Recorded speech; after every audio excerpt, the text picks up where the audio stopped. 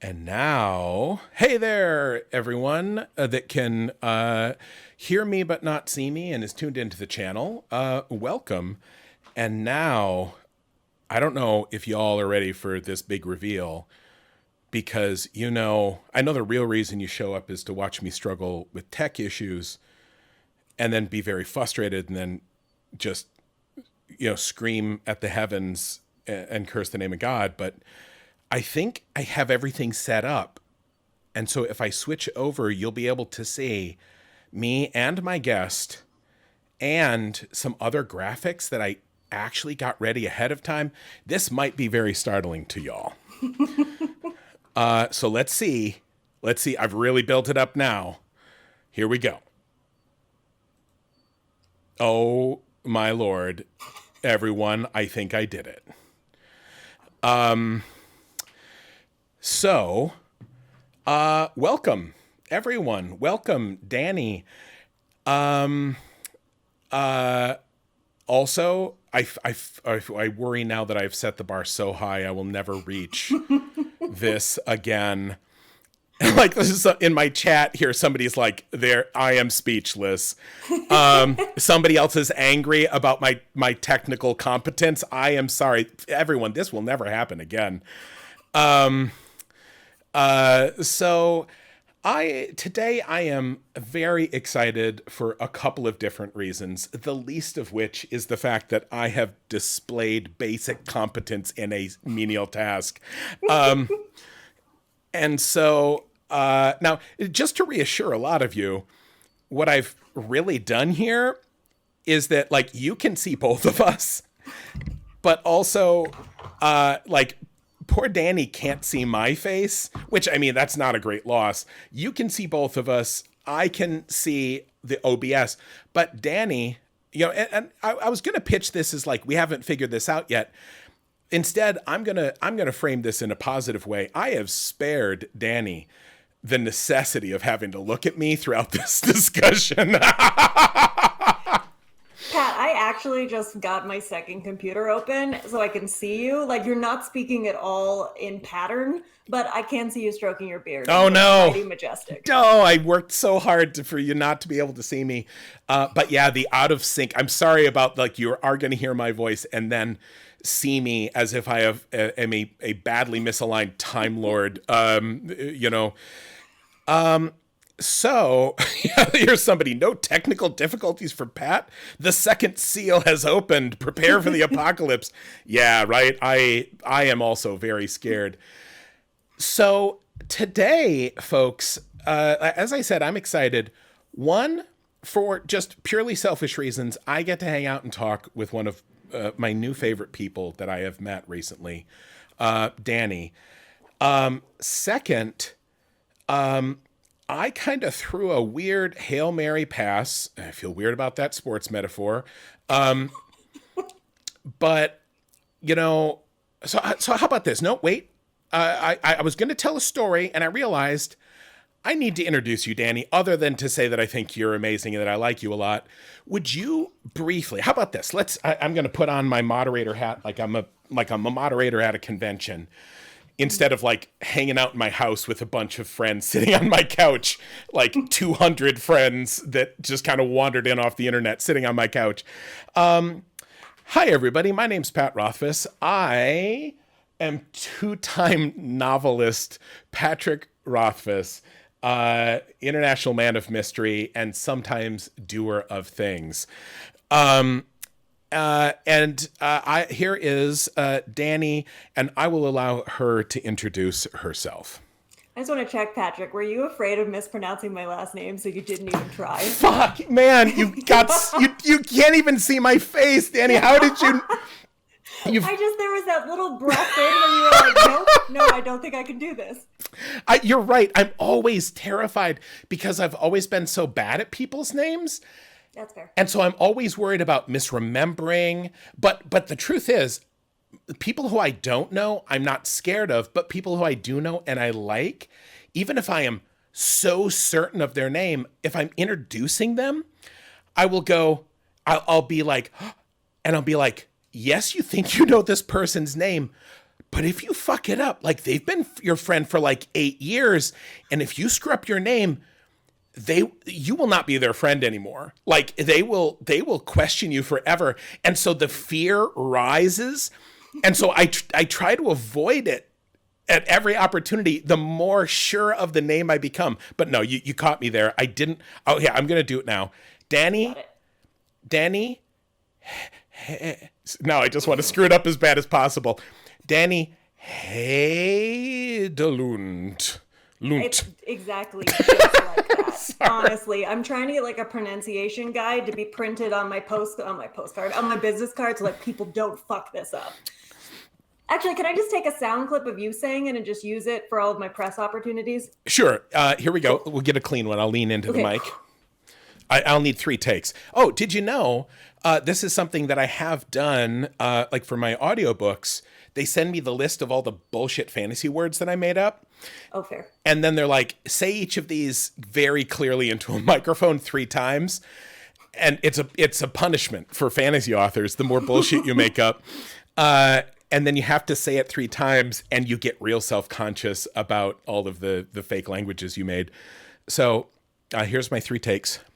And I'm going to just put a little different sauce on each one. I'm going to say, Jani Hedlund. And then there's Dani Hedlund.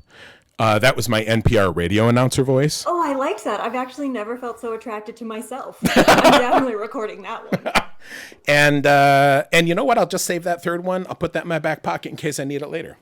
Oh, yeah. I think if ever I just start talking about something you just give 0 fucks about, just start saying my name repeatedly, and I'll just be like, oh, okay, Pat does not like this.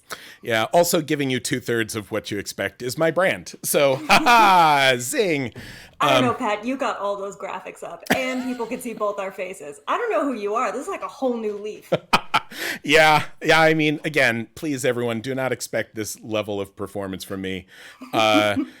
And so, but yes, please let people know a little bit something about yourself, whatever you'd like to sort of shine a light on. And then, fair warning, I'm going to kind of sing your praises a little bit because I like you a whole bunch. Oh, well, that'll be exciting. So I'm Dani Hedlund. No. You got to do it for real so that I know how to do in the future. It's Dani Hedlund. It's just, okay. I feel like my last name gives me trauma from high school when I was like almost popular enough for people to know who I was, but then right on the line of turning Hedlund into a terrible sexual innuendo that wasn't clever at all. It's just literally what my name is. Yeah. So, yeah. I mean, I like it pronounced badly better. Oh, okay, cool. Anyway, I am the CEO of the Brink Literacy Project, which is a storytelling nonprofit, which seems kind of ridiculous, like how are you going to save the world through storytelling? But if anyone's going to give a fuck about that, it will be everyone in this stream. You are correct. So we kind of do this in 2 ways. One is the very typical literacy way, where we go into underserved populations and we run education programs. So personally, I love teaching in max security prisons. I cannot get enough of it, but we also do homeless shelters, low-income high schools, and then people who like want to work in the creative centers, but their mommy and daddies aren't literary agents and they don't live in New York City. And then the other big side of that is just making sure the great stories are being written so they can inspire people. So we run a big publishing unit. We do lots of cool comic incubators. We actually help like fantasy and sci-fi writers get that little bit of attention in a like periodical so they can actually query to a literary agent with something having been published. And that's pretty much our whole lives. We do it on 5 different continents, and we love it. And now we're doing something really weird with Pat that I'm sure he's going to tell you about. Yeah, something really weird with Pat is the name of my podcast. And I got to say, before we get too much into this most recent instance of the most recent iteration of a cool thing y'all are doing, I want to share with y'all my experience of meeting Dani when I said, I literally just realized that now that I'm looking at it more, these graphics are slightly misaligned and now I can't think about anything else, Dani. I'm sorry, everyone. I'm so sorry, but I just give me one moment here. One moment. I'm just gonna do this, and then I'm gonna do this, and then nope, that didn't help. That didn't help, Ooh, that's Pat. close. It didn't. It's closer, but it didn't help. Wait, now I'm gonna do this. Okay, now this is good because see, I'm gonna make you as big as I am, so that so I feel that's better Does my hair look okay? Did I shower? I mean, think about who you're talking to in terms of your hair looking okay. So now, hold on. Now, also, I'm going to put my thing up here, and I'm going to put your thing up here. And look, now I think we're kind of even on the bottom. Oh, yeah, that looks good to me. And, I wouldn't have been self-conscious about this if all the graphics you made weren't so pretty. Although now, as soon as I say that, I worry that you're going to look at the graphics you sent and you're like, Pat, you resized some of my shit and you cropped the top and the bottom out. And then you'll be angry. Everyone, I'm just so nervous. I like Dani so much and I'm so excited to be working with her. And I really... Also, I have a pattern of just getting super angry and then flying to Wisconsin and just murdering people. Like, it's something I'm super well known for. And it's always based on, like, messing with the graphics. So this will be the last live stream because Pat will be dead. Yep. It's something they warn you about when you move to Stephen's Point. You're like, hey, sometimes this person just shows up in town. And when that happens, turn off the lights and hide in the basement. Okay. So... I was introduced by a mutual friend. It wasn't Gail. It was Kelly Sue McConaughey. Yeah, well, first it tried to be Lev Grossman, but Lev hadn't updated your email address yet, and then had like a panic where he was like, "Oh God, you have to meet Pat, but I just don't know his new email." And I was like, "I bet Kelly Sue knows. Kelly Sue knows fucking everything." Yeah, that's hysterical because I changed my email like 6 years ago. I guess I've been out of touch with Lev for a while. But so, we got a little heads up and then one thing led to another. We'll get to that because that would involve talking about the project. And apparently that's just something I'm terrified of. I don't want to talk about the project yet. You put graphics up for the project, but like we can't talk about it yet. Nope. Okay, cool. Okay. Imperfect Poor here in the chat. You're saying that my image is slightly over the footer. I am aware of this, but how dare you? How called you how out? Dare you? You know what? Actually, Dani, watch this horrible abuse of power that I have. I specifically had my mods make this.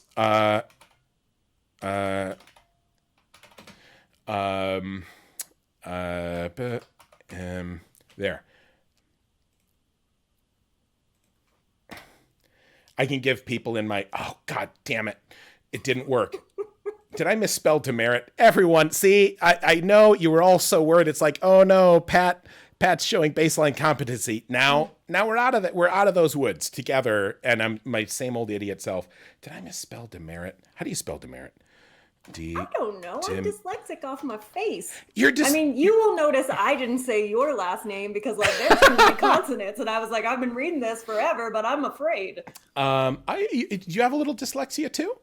Oh, I have just some incredible level dyslexia. I got diagnosed at uni when I was like 3 years in, and this like adorable little British person was like, "Oh, this is very bad. Just don't go into anything with a lot of reading or math." And I looked down at like my 5 degree in like literature, philosophy, and quantum mechanics, and I was like, "Huh, well, cool." Wow. So I mean, hey everybody, guess who else has some dyslexia? I've mentioned it. I don't think I have a ton, but I definitely have some. I've never been tested. I'm self-diagnosed because I learned how to identify it in others when I was being a writing tutor, and then I was like, Oh, like I got really lucky because my mom read to me a lot and then she made me read. And so I struggled through it. But this is also why unfamiliar words, like a name, I look at it and I'm like, I don't know. Because I recognize words as shapes. And it's also why there's some words that in my head, because I learned them the wrong way, it will, like, for example, the word quinona. Guess what word that really is, everyone? The chat doesn't know this either. I'll give $10 to anyone who guesses what quinona, the way I would pronounce this word that I see. Oh shit, maybe I did talk about it already in the chat. I've already given that away, right? You can't have guessed it. Do you have the opposite of a demerit? Can you give all those people like brownie points? There's probably some sort of cookie, but I already screwed up one command in chat, and I don't want to embarrass myself twice in a row. Yeah, it's quinoa. I looked at the word quinoa, and in my head, I'm like, well, that's quinona. And then other people are like, that has way too many wrong letters and in the wrong order, and everything about it is wrong. And everyone, I've told you, am I that obvious? Am I that basic that you're all like, oh no, obviously it's quinoa. Quinona Ryder. So the actress, my favorite actress from Heathers back when I was a teenager. Okay, so anyway, things like that, an unfamiliar word hits me like a brick in the eye. Other than that, I will read, 800 words a minute. But yeah, another thing we have in common, Dani. Welcome to the list is getting pretty ridiculous. And this was the point of my story, which I myself have interrupted 3 times, which is to say, I eventually got on a video call with Dani, and I'm like, this is such a neat thing you're doing. Could you tell me a little about how did you start doing this charity thing? And do you want to briefly talk? Because it'll be, if you just say like, oh, here's how I kind of started doing charity stuff. Can you tell that story? Because I guess rather than me tell it the way I heard it, if you tell it, the chat will hear it and they'll be like, oh my God, this is hysterical. Okay, right. So I grew up in a really small town here in Colorado. For anyone who's also from a rural area, this will sound very familiar. But it was the kind of town that like no one really got out of. And the only thing we were better at growing than alfalfa was like teenage pregnancies and meth addictions. So it looked like maybe my life was going to be like pregnant at 15, addicted to meth and pie. But really luckily for me, we had a small town library in which I found Tolkien, and it was just life-changing for me. And not only did it give me like, the educational skills to get a scholarship to get the hell out, but it also really changed the way that I thought about my own story. Sure, life was shitty, but I didn't have to throw a ring into Mordor. Like, I could probably get over it. So when I was finally out of that small town and I was going to school in England, because of course I just like followed Tolkien and his entire legacy. It's been quite creepy. Anyway, I was like, you know what? There are people that are in far worse situations than me. Like, I should just start a nonprofit. And I didn't know shit about it, and I could not afford the Nonprofit for Dummies book. So I just went into the bookstore every day and just copied it into a notebook, badly spelled because of the dyslexia. And yeah, we just started small. I pretty much just harangued all of the editors and writers and agents I knew into donating time to mentor a community. And then it just started growing. And then suddenly it was my full-time job. Unlike the first 3 years where I was a really shitty bartender to fund the nonprofit. Man, I was so bad at that job. Anyway, so I've been doing that for 14 years now. So yeah, admittedly, I came from small town Wisconsin. Were you addicted to meth and pregnant at the age of 15, Pat? I mean, when I grow up, I hope to be pregnant, and it just that was aspirational for me. Yeah, it's good to have goals. Actually, there was not enough of a town that I went to for there to be anyone to get pregnant by or buy meth from. And so, like, I'm dating myself a little there. But, and again, this is how rural it was for us. How about this? When I went to high school, there were no cops there, and the doors were unlocked, and you could just walk in. Ooh. How's that for a baffler? Okay, I feel like we could fight over this, Pat. Did you have any paved roads? No, I mean, well, I had to ride a bus for 45 minutes to get to DeForest, which was my school. Mhm. And the bus did go on gravel roads, but in DeForest itself, which was like a thriving community of like, I think 6,000 to 8,000 people, there were paved roads and streetlights and a stop and go. What? Street lights? Like Yeah. like hooked up to electricity? Mm-hmm. Well, there was a Man, guy who I'm would jealous. turn a crank. Yeah. Oh, that makes sense. Yeah, just kind of like duct tape to the lever, doing his indentured servitude for the town for like stealing someone's donkey. I get it. Exactly. It's like the Yeah. modern treadmill. Now that that's not, why don't we do that instead of jail? Like, that's renewable energy. Oh no, That's true. I created a dystopia. No, I did not say stop and go lights. I was referring to stop and go the gas station. Oh, okay, fair. I mean, I'm impressed you had a gas station. And everyone here is calling me out because I did.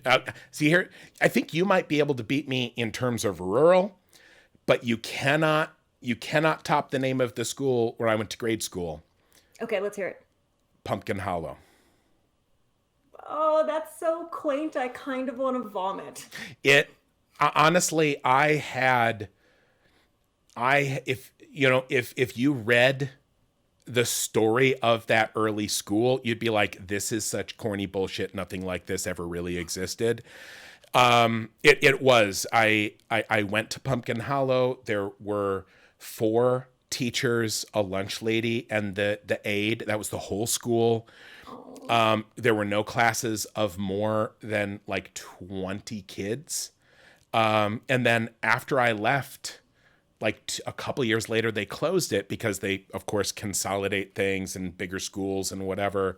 But yeah, that was a beautiful island of something that did exist. And in those 20 people, you couldn't find anyone to impregnate you? Like, what were you doing? Well, that was 1st through 4th grade.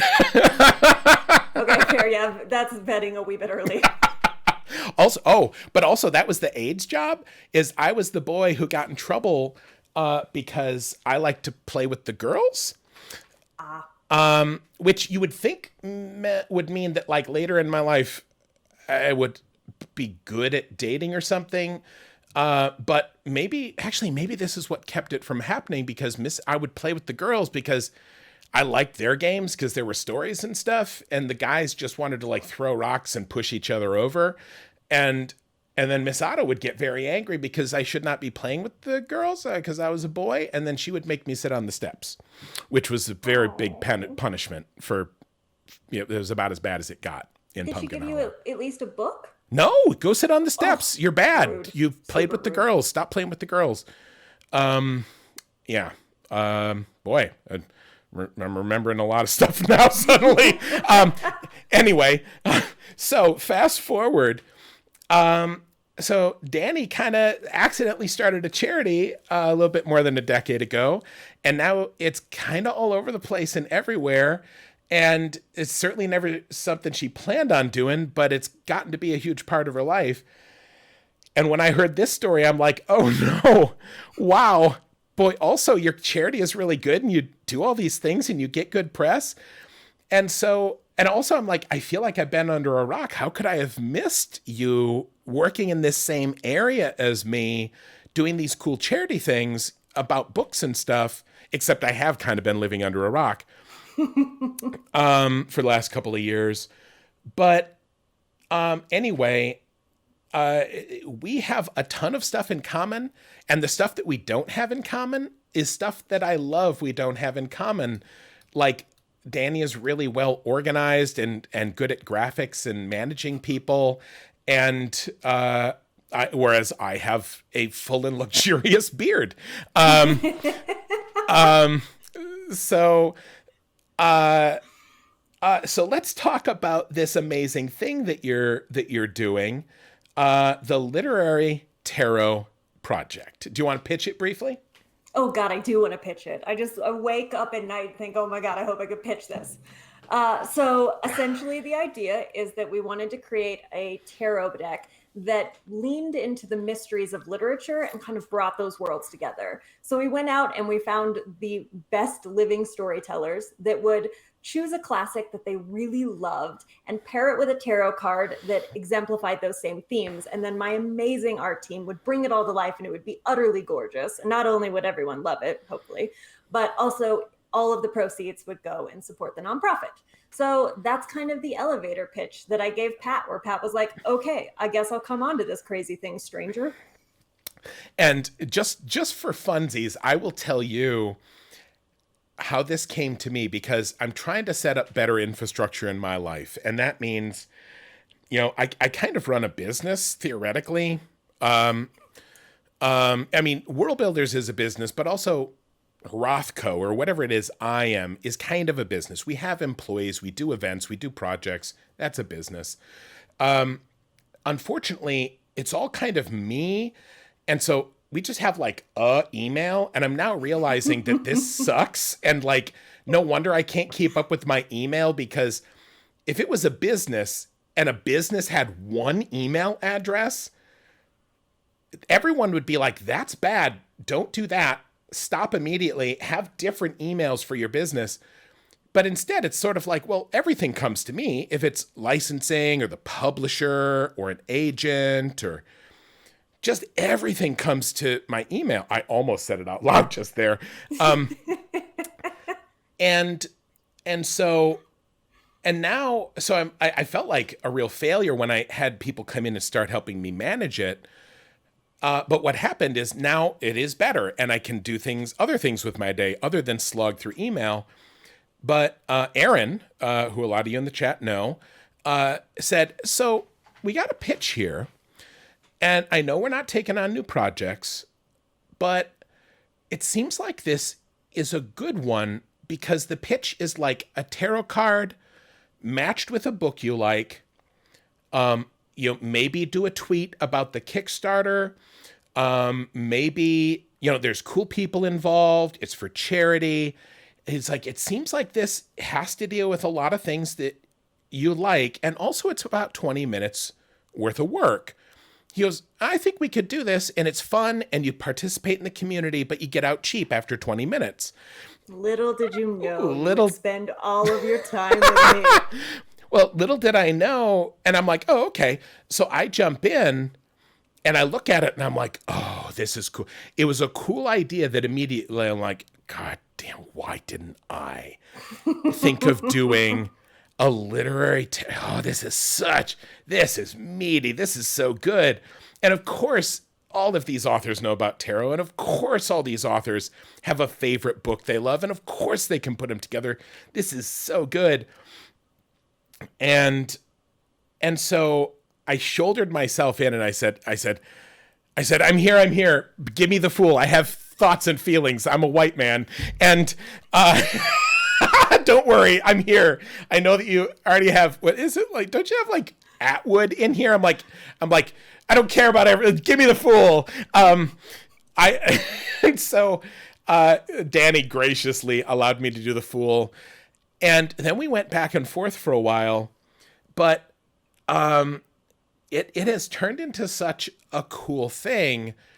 And of course, I immediately wanted to help, because I have a condition where I constantly want to help and help cool people do cool things. And also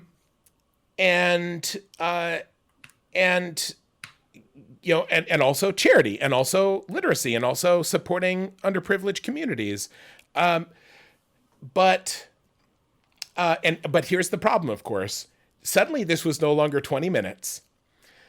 And as many of you in the stream already know, right now, it is the last 30 hours of the World Builders Capacity Kickstarter, by which I mean, not Kickstarter, our mid-season fundraiser, where World Builders tries to make money so it can like pay electricity bills and its staff, which we do one of these a year, and it's about to be done. And so I should be shuttling y'all towards the Indiegogo so you can buy that stuff for my charity. But also, I really love this tarot deck, and I And I'm really proud of this card we designed together. And I don't want my people to miss out on that.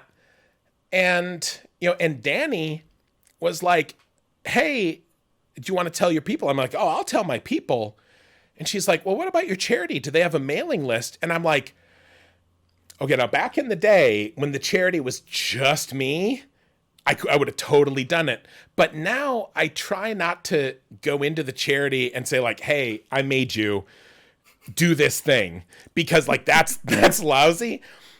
And I'm like, I don't know, like I could suggest to them that like a rising tide lifts all boats, and maybe let's throw some attention towards this cool. Although again, it's real hard to do at the very end of your fundraiser to say, hey, go spend your money here instead of with us.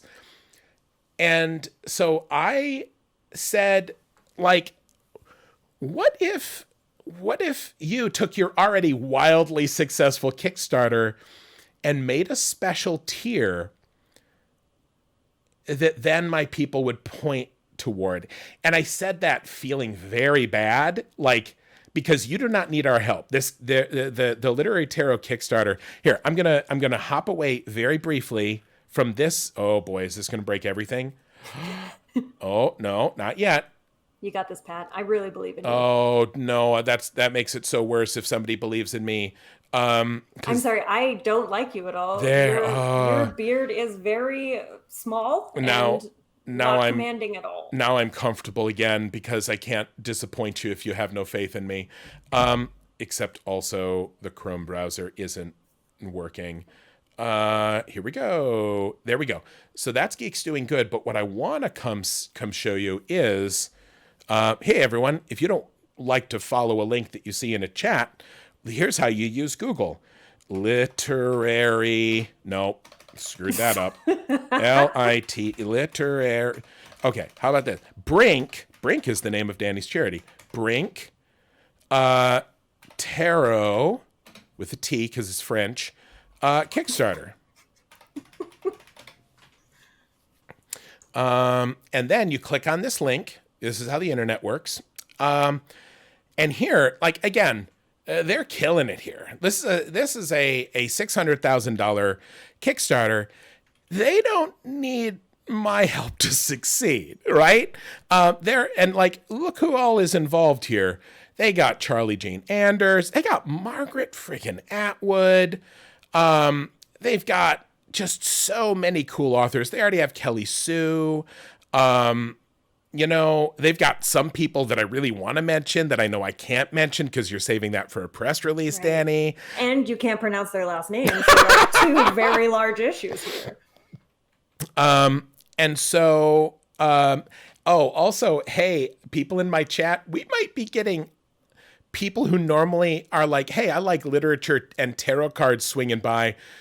So maybe, look, can we be on, hey, we have company behavior and maybe don't make a bunch of dick wizard jokes right now? I mean, normally that's cool, but it's just sort of like with my kids. I'm like, hey, there's inside voice, outside voice, a daddy is stressed voice, and also grandma is visiting voice. Now, I'm not saying Dani is my grandma. Thanks, Pat. That's the best compliment you've ever given. Yeah, see, I'm very good at this. But but what I am saying is that we kind of have company. I'm saying, see if you embarrass. But actually, Pat, what is a dick wizard? I'm really curious. No, chat. Oh, sorry. So, okay, I'll ask. I'll Google it. That's the only safe thing to do. Okay. No, I'm going to skate over the top of it. But so we got Valentine. We got G. Willow Wilson. Also, look at these beautiful cards, everybody. Also, Dani, the fact that in your Kickstarter, these graphics that you have, and you do this little shine on it, is very good. And also, it's so good that I'm a little angry at how good your graphics are, because I really struggle to make really good, appealing graphics for a lot of my promotional stuff. Pat, we're best friends now. You know I'm just going to help you with graphics forever. Oh, don't play with my heart, Dani. I've been hurt before, Dani. But also, this is a very good little, look at this. Ooh, virtual literary tarot deck. Oh, we're in the future. Look at that. I mean, I'm not making fun here. This is a cool little graphic that I love. But anyway, to the point here, there's a bunch of tiers. And, but also Dani just today launched this thing because she doesn't need the help of world builders. She doesn't need the help of me or us to promote this, but she's like, sure, I'll start a whole new tier in my already successful Kickstarter, complicating my life in the final 3 days of my huge event that is destroying my life because I know what a Kickstarter is like. Sure, I'll do this and I'll help share this success with you. This is not something she should do. You know, if she were my friend and she came to me and she's like, hey, there's a guy and he kind of is asking if he can like have me make another tier in my very elegantly constructed Kickstarter that's already doing super well. Should I do that? And I'm like, no, of course he wants a piece of that action. Don't do that. You're doing fine. Screw him. You know, to tell him that like maybe next time you can work something out in advance. You don't do this in the last minute. But Dani's cooler than that. And also I'll say, I shouldn't be doing a promotional stream for somebody else's Kickstarter. I was just about to say that. I'm like, if I were your friend, I'd be like, Pat, no, that woman sounds crazy. You calm down, just like take a nap and survive your own fundraiser. Right. But given that we have had so many good conversations about the Fool card and like why I love Don Quixote for this card. Oh my God, please tell me you're going to sing some of the musical because like I have been telling people you might do it and I really want you to. You know, oh, that's so funny. Where have you been telling people that? Whoa, I know that I am not as popular as you, but I do like text my mom every day. Like, way to make me feel bad about it. I was, because as soon as you say, oh, I've been telling people, then what I think is, oh, that's a stretch goal. You know, people things that. See, you are so much better at this than I am. I have this terrible bleeding heart nonprofit thing where I'm like, oh, well, that cost me $1 million. I'll just give it away for free. And you're like, oh, you want to hear me sing? Well, that's going to cost some money, kids. You know, this is the piece I am good at. Effectively, withholding things that everyone wants is apparently, that's my core competency. But again, this is so good, everybody. These people involved are so good.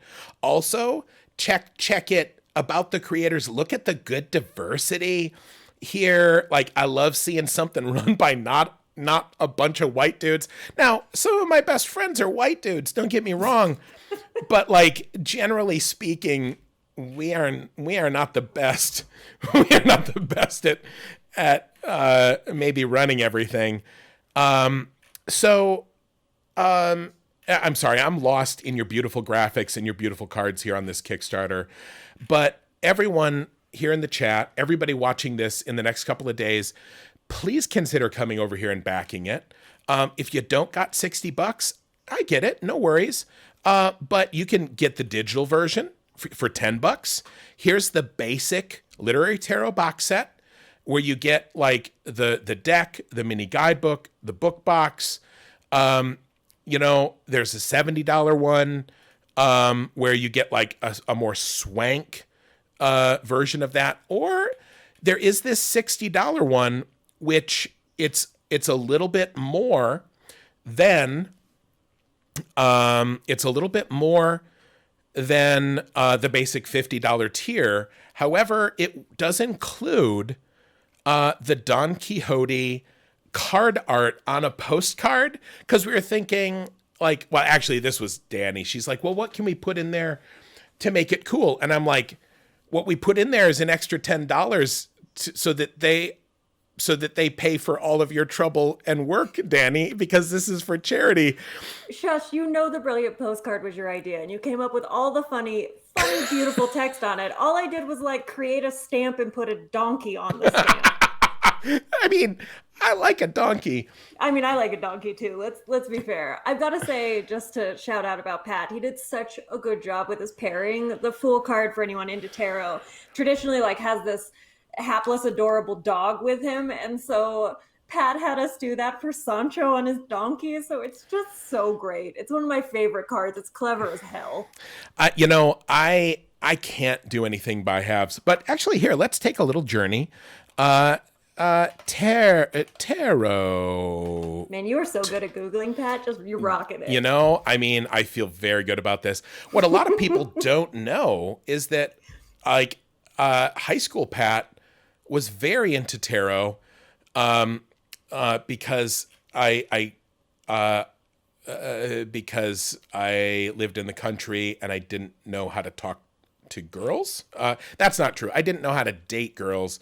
And so instead I would do tarot readings, which is kind of one half step away from wearing a fedora, honestly.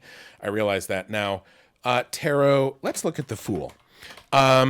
So what we have here, all of these images you're seeing, this is the traditional Rider-Waite tarot Fool. Oh, I'm covering him up with my face. Let's click it here. Here's the Rider-Waite tarot deck is sort of the classic. And so here's the Fool.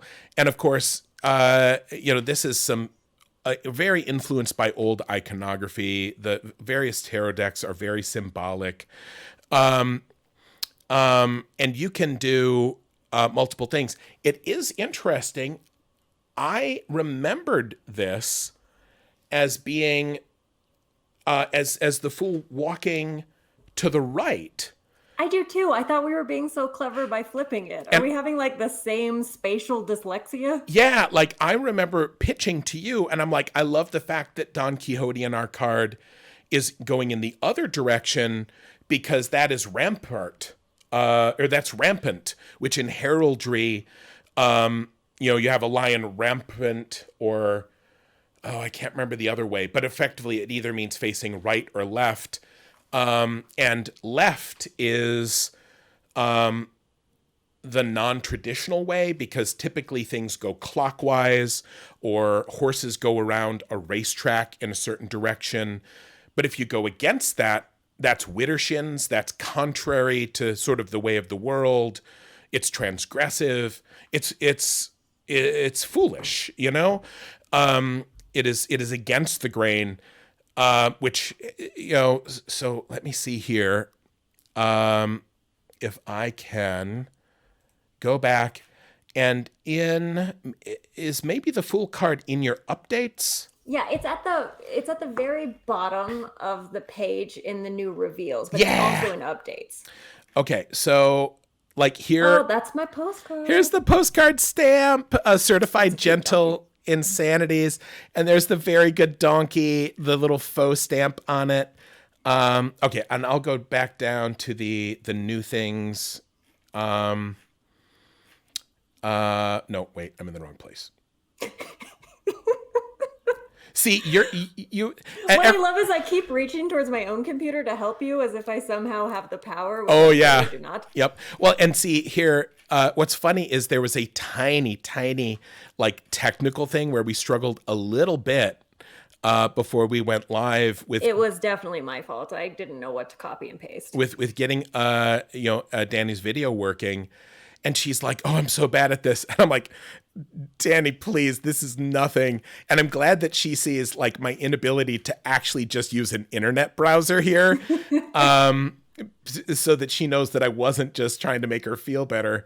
Man, I feel like you're really technically savvy, because you got me on that thing that's not WhatsApp now. And now I just have an entire mode of communication I literally only use to talk to you. Oh, Grindr? That was a joke. Everybody, I've had Grindr for years. That was a joke, everybody. You missed it twice, Pat. It's on the very bottom. Oh, thank you. See, I was too busy trying to be clever. Missed it twice. Oh, yeah. There we go. Here we are. I'm sorry it's not bigger. I mean, if only I had texted you the bigger images right before we had this talk. Okay. Give me it. They're right here. I've got to Okay, I'm going to do it. Everyone. Oh, so here's the thing. Wait, Dani, I'm going to switch back to the other view so they can see, so they can see this. Now, let me give you a good open-ended question so you can do that while I bring up images. Oh, this is going to be great. I cannot wait. Also, I want to make it clear, Signal is the messaging app that I gave to Dani. That was just a joke. I'm only dimly aware of what Grindr is, honestly. I swear that okay, I'm making... I assume it has something to do with dick wizards. I bet when we have that conversation, I mean, both of these apps are going to make sense. Oh my God. Okay. Now here's your open-ended question, Dani. And now I was gonna lob you a softball, but now I'm gonna say, of all the wizards in all of literature, which one would you like to get busy with the most? Of all, not even wizard. I'm gonna open it up to all magic users. That means of any gender, any time period, at any point in their story, because you brought this on yourself, Dani. I was going to ask you about charity or something, but you said that. And so now I'm going to bring up these images. Okay. Oh, this is going to be really hard. That's what the wizard said. Man, I feel like I should go for like one of the big, beautiful classics, but I think it's just Ron Weasley. Like, I feel like he would be really supportive the whole time. He'd definitely like get me ice cream afterwards. Like I feel like there's times in which you have sex with someone and it's like a throwaway, like the things you did in college. But for Ron Weasley, I feel like it would always mean a lot. And I love redheads. Yeah. Wow. So it's definitely Ron Weasley. I mean, it would be Hermione Granger, but I feel like she'd correct me the whole time. Ooh. And I'd be like, I've been studying this really hard, Animal Woman. And she'd be like, well, you're not studying hard enough. Wow. I mean, especially, yeah, no, you're right. Because Hermione, she'd be like, you better really shine in the written because you're failing here at... Yeah, I mean, and maybe it'd be like a sexy, like, student yardstick sort of situation, but Hermione just looks like she'd hit you really hard in a non-sexy way, and I don't like that. Yeah. Yeah. Also, like, I love that answer. Like, and now Ron, like, you're right. Is your answer Ron too? Is this another thing we have in common, Pat? Well, I honestly, he wouldn't have been there because now if I'm going to think about it, and now here, I will say this is a rare instance where lady types, not to be gender normative or whatever, have a bit of advantage in terms of like literary wizard types to choose from if they're hetero. Because I mean, well, hold on. I'm going to walk that back because all of the traditional dude wizards are like old beardy men, which if you're into that, I mean, get down with your bad self, but that is a type. It is not a varied type. Like, there's also just like really bad communication of the beardy wizard men. Like Dumbledore is gonna like think something and then never tell you, so you spend an entire book just like dicking around, not doing it right. Merlin's gonna just manipulate you off your face. Like, I don't know, Gandalf isn't going to tell you any of the stakes, so you're just going to, like, run around and almost die several times. Like, I just want a good communicator wizard. I will also say, you're right. Well, now, to be fair about Merlin has some baggage because Nimue did him wrong, right? I mean, don't we all have some baggage? Ron Weasley has a really attractive older brother that, tames dragons, but he's not going to bring that into our sex life. He's still going to be really nice about it. But don't you want Ron to maybe bring his sexy older brother into your sex life? Okay, yeah, no. I mean, if it wasn't a weird incest sort of situation, obviously. Yep, whoops, sorry. Way to make that weird for all of us. I mean, also Merlin kind of travels backwards in time, so he's gonna be forgetting your anniversary because he haven't been there yet. That's fair. And he's, and Gandalf. The thing is, Gandalf is always there when you need him. That's the nature of Gandalf. But then he'll be like, he's like, riders in the north, and he'll leave, and you'll be like, Gandalf, we're gonna go watch a movie. And he's like, but the world needs me. And they're like, I don't know if I could handle like the constant death scares. I'd be like, okay, I'm in love with you and you're dead. Oh no, you've just discovered the power of all-purpose bleach. Like, I can't handle that emotional roller coaster. Yeah. Yeah, like, I am trying to pick now myself. You've made a really good pick, because a lot of the rock star wizards, you're right, it's gonna be like actually dating a rock star, which it's like, it's kind of cool on paper, but they are not going to be considerate lovers or consistently supportive partners. Plus, Pat, you and I have discussed that we are the princess in all of our relationships. And like, I just don't think that Gandalf would make me feel like a princess. He's clearly the star, and I don't want to stand in his shadow. Yeah. I mean, but that said, I think Gandalf and we would be a power couple, right? Just take a moment. Everyone also in the chat, I want you to think of this in your mind, and it'll live there forever. Me and Gandalf, I tend to dress in, well, okay, no, I was going to say he's all in white, I'm all in black, except I'm not. I wear cargo shorts. That's a weird look now. I'm imagining us together, and it's very disruptive. Can you wear a cloak with the cargo shorts? So like from the back, it's like, ooh, mysterious wizard. And from the front, it's like, I'm going to a barbecue. I mean, that you did kind of describe what is literally in my closet. It's just cargo shorts, t-shirts, and 4 different black cloaks. Honestly, it's like the mullet of wizard outfits. Yeah. I think it's solid. I mean, yeah. You keep calling it in the air, like, why don't you just wear a cloak? And I'm like, Dani, I feel like you've maybe secretly been reading my blog for years, and you've read the story about the time that I kept wearing the cloak because I lost my coat, and then I was worried everyone would see me, and it's like, and it was raining and it was cold.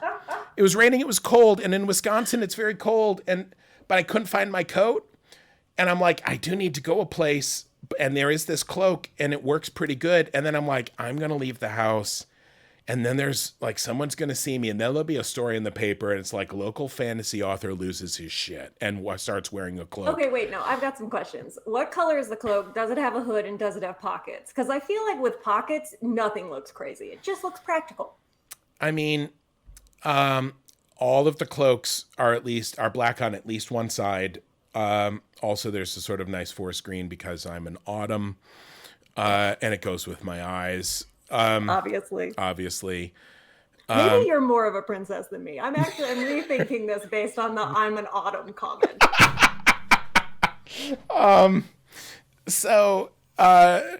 I have forgotten what we were talking about, Dani. This is such a delightful series of... It sounds like we're going to buy matching cloaks. That's what I heard. That's what all 3,000 of these people heard. Yeah. Matching cloaks with pockets. Matching cloaks with pockets.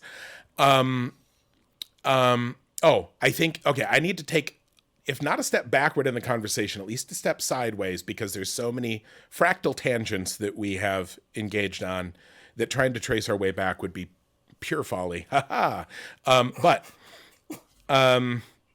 love that you laugh at my very stupid bullshit, Dani. I'm not saying it's the best part of our relationship, but it is a very good part.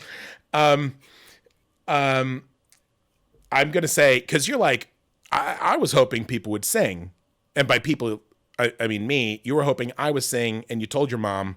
Yeah. And I do want to get in. You don't want to piss off Pandy Graham. Oh. She's very serious, and that's her real name. No, I want to get in good. Pandy Graham?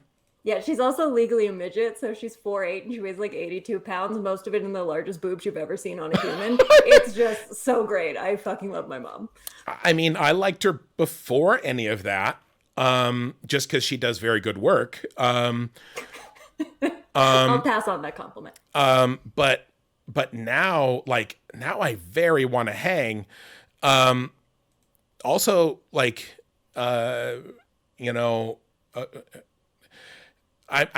trying to process a lot of data here, Dani. Well, I'm really impressed by me being able to just sense the error sign running across your brain.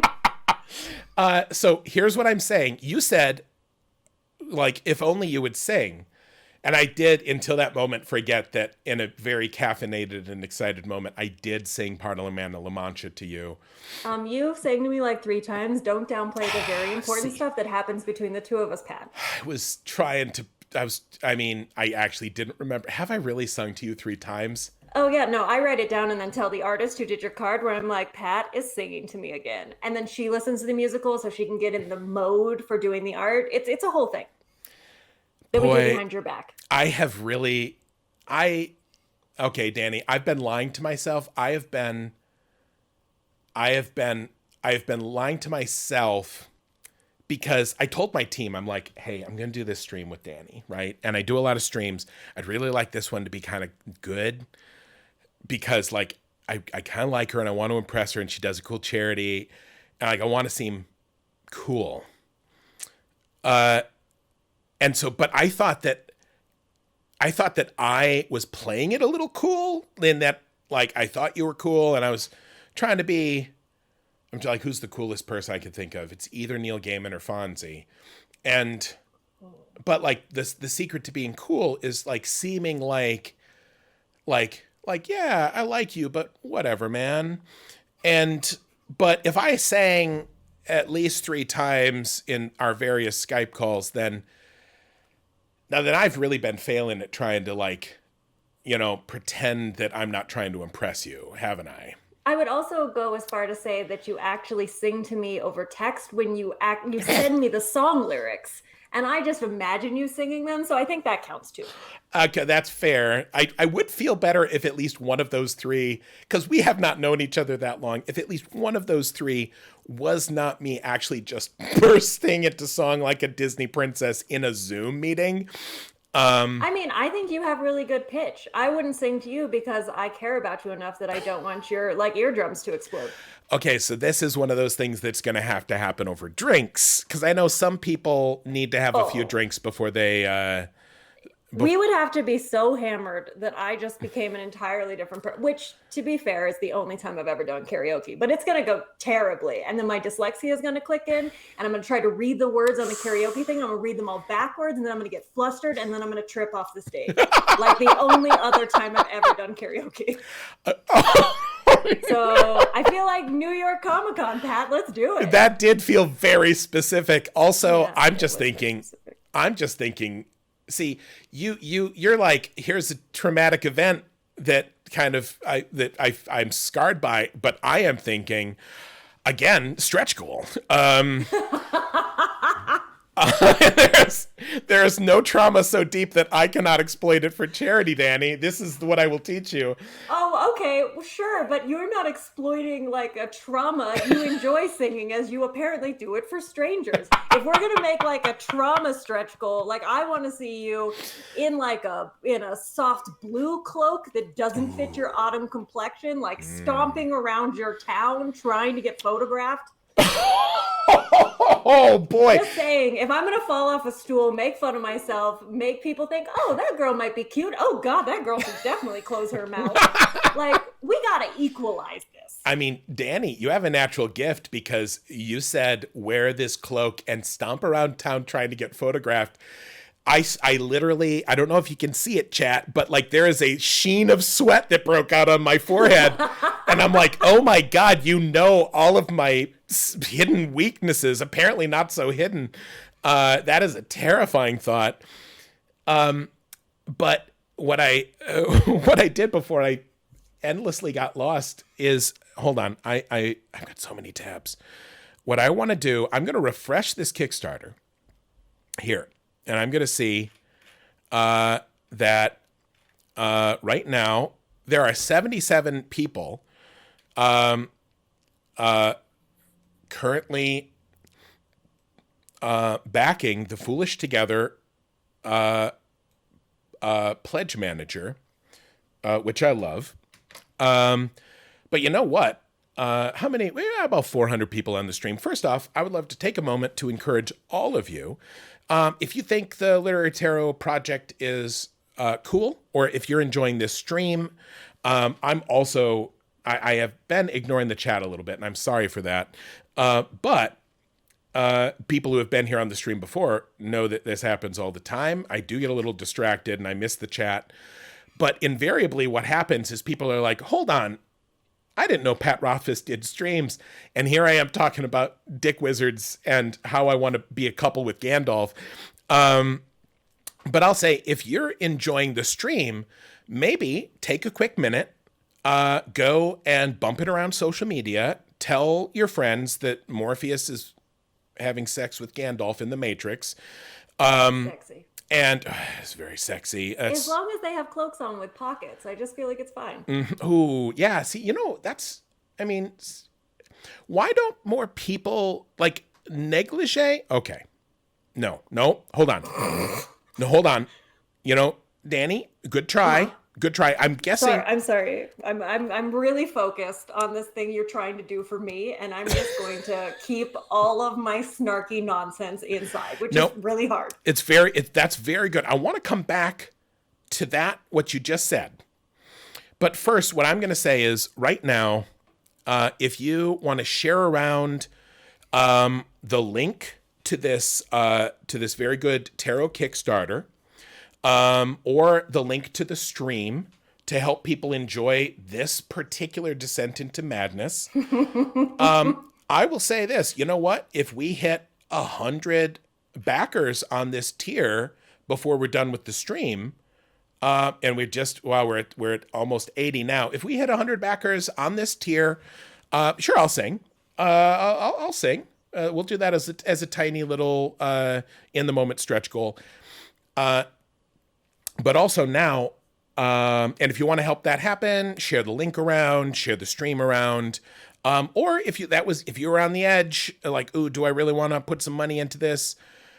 You will get not only the tarot deck, the postcard, the very good Don Quixote postcard, that I helped design, by which I mean I had an idea and then Dani did it.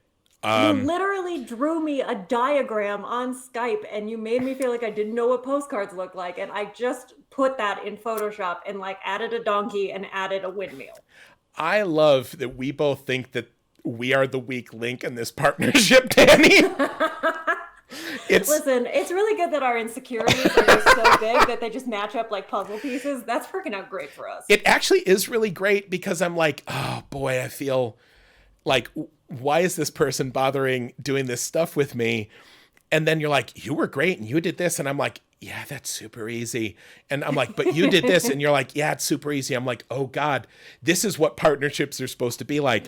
To be clear though, everyone, see, I can call you out here, Dani. Everyone in the chat already knows, hey, guess how good my drawing of a postcard was, everybody. Right? You want to see this thing that Dani is giving me a lot of credit for? You kept it on your desk?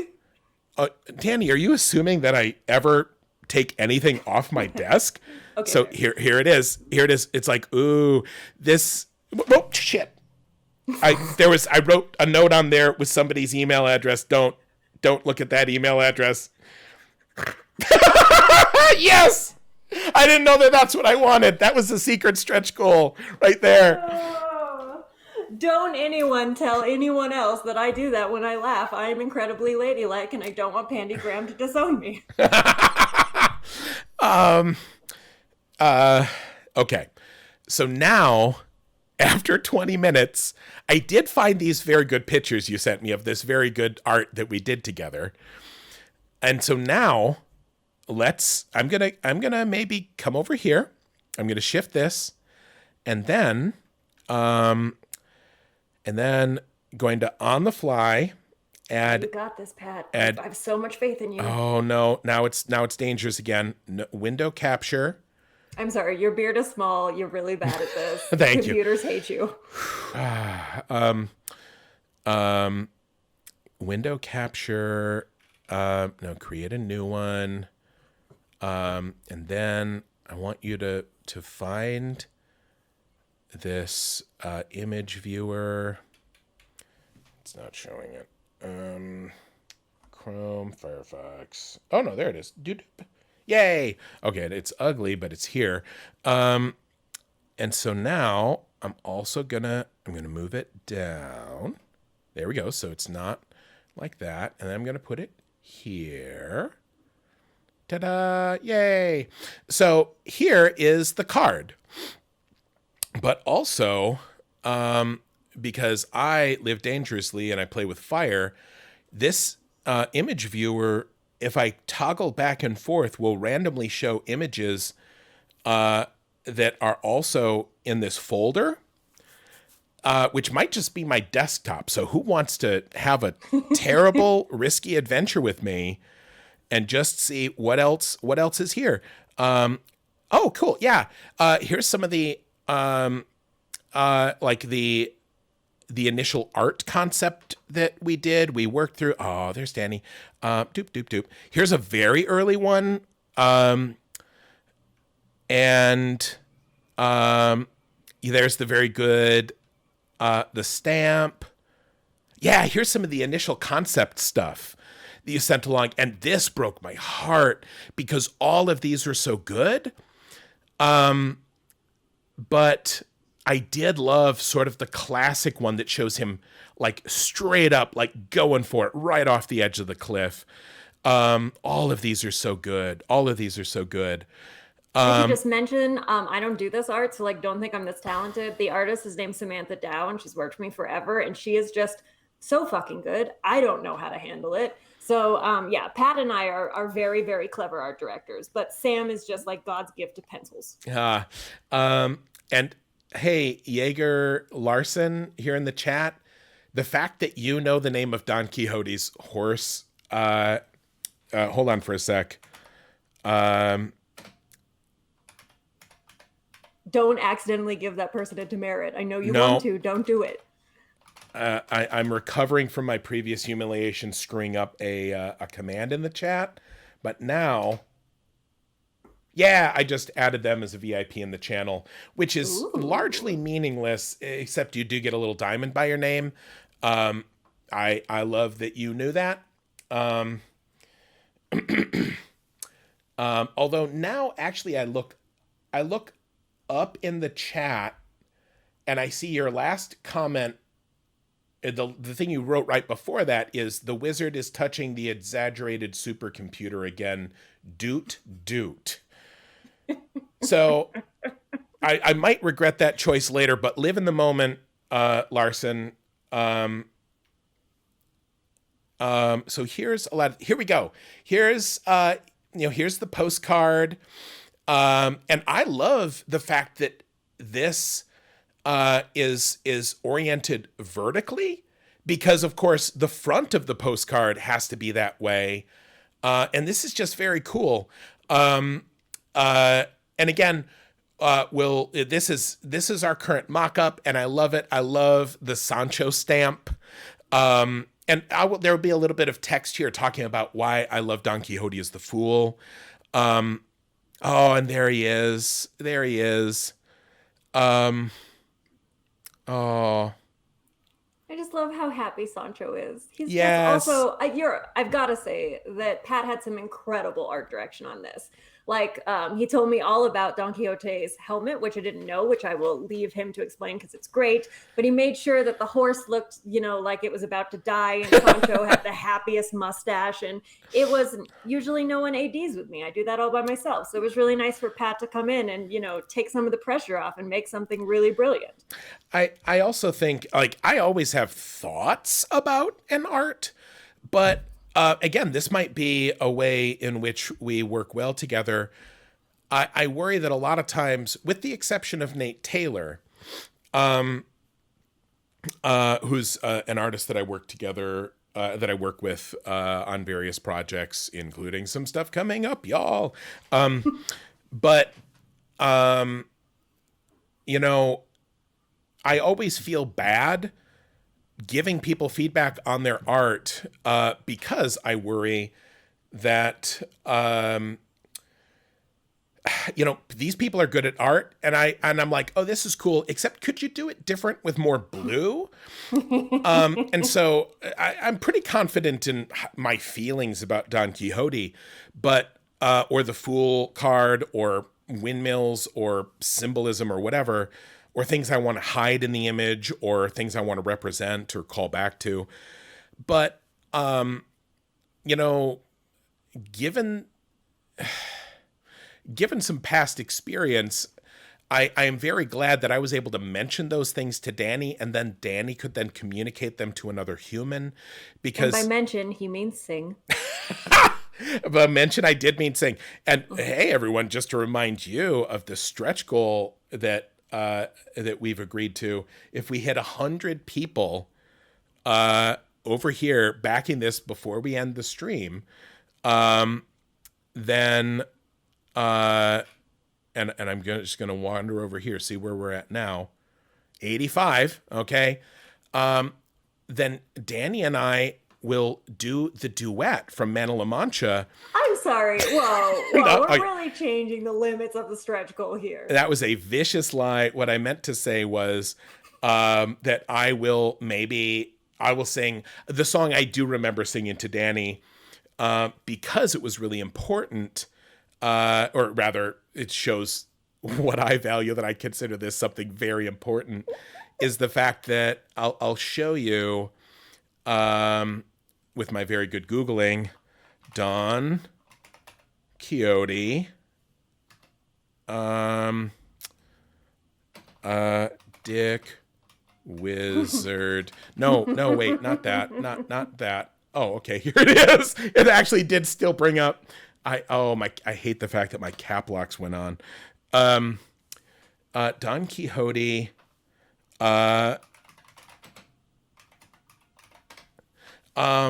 What it is, if you see just images, and I'm actually going to open a new window here for this. Don Quixote. If you just see images of Don Quixote, because he is I would not say this lightly, he is a cultural icon. So if you look at this, he is represented in statues and art. Don Quixote by Cervantes is, in my opinion, one of the world's most important works of literature, right? I mean, easily in the top 100, all of history, all of the world. Now, am I prejudiced? Absolutely, but I'm also right, so it makes a difference.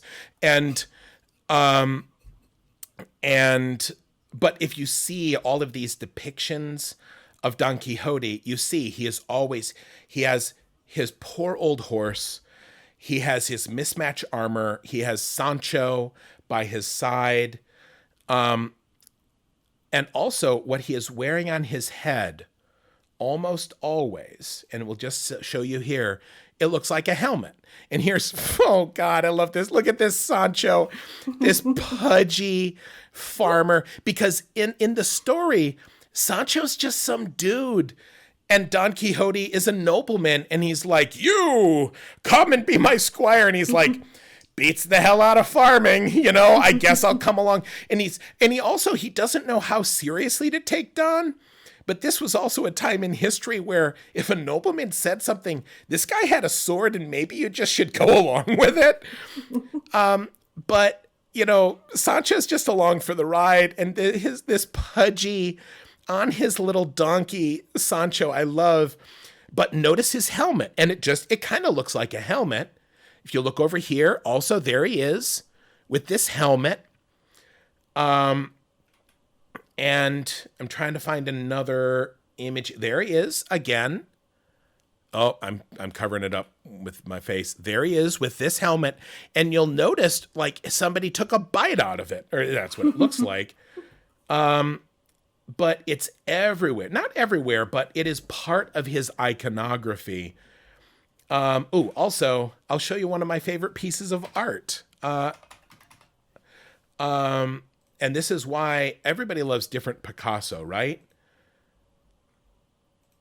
But look at Picasso. Look at this. You immediately know who this is. This is an artist, y'all. This is what an artist can do with just a few lines. It's such a beautiful piece of art. There's a quote from Picasso where somebody went up to him in a bar and said, "You're Picasso, right?" And he's like, yeah. And he's like, will you draw me something? And he, like, on a napkin, he doodled something. And the person's like, oh. And Picasso goes, $200. Of course, he doesn't say dollars, right? And he's like, what? It took you like 30 seconds to draw that. And he goes, it took me 50 years to learn how to draw that in 20 seconds. Also,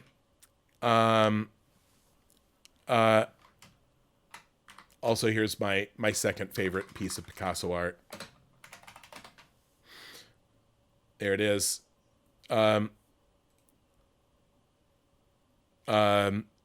actually, it's just, this is a good piece of art. It's Picasso drew a butt every time. Is this pinned on your Twitter? It is also. This is my best tweet ever. And I'm like, if you ever question yourself as an artist, remember that Picasso drew a butt.